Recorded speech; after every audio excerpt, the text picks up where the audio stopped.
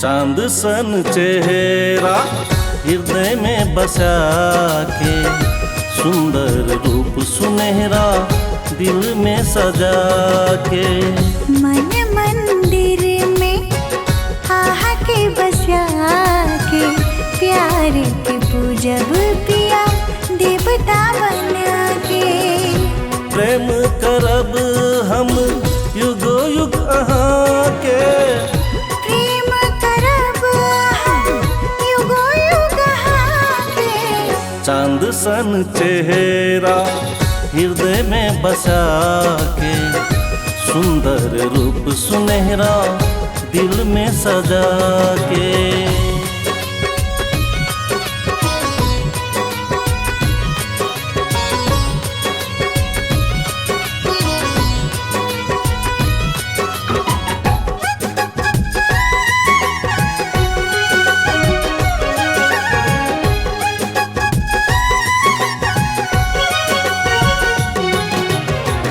लाल लाल चूड़ी छै हरियर साड़ी, अप्सरा छै फीका अहाँ के अगारी।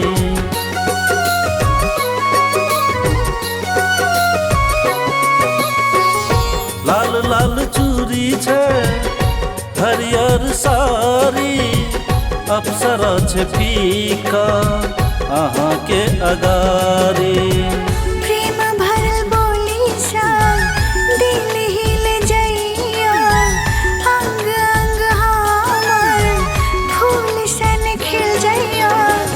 फूल सन रूप सब दिन देखब अहाँ के, फूल सन रूप सब दिन देखब अहाँ के।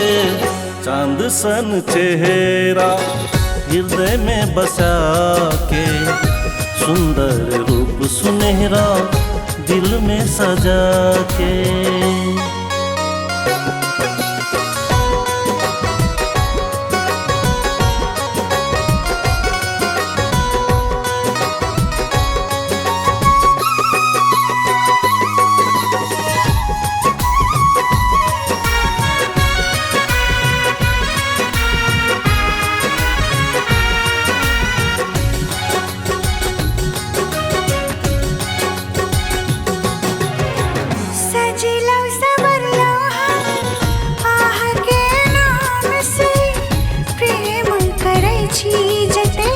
राधाकार श्याम से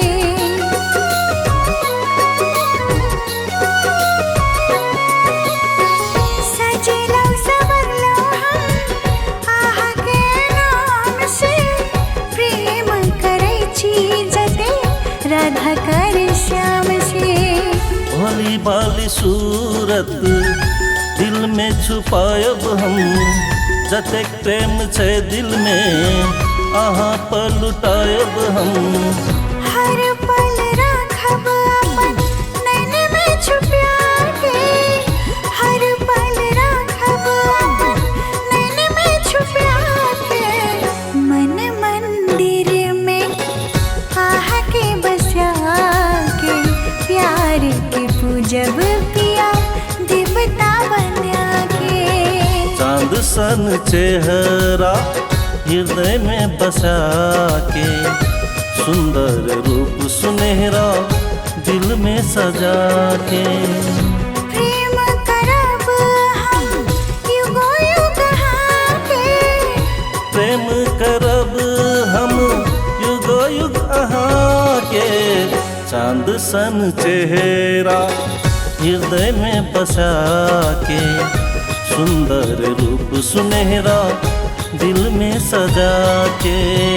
प्यार के पूजब पिया देवता बना के, सुंदर रूप सुनहरा दिल में सजा के।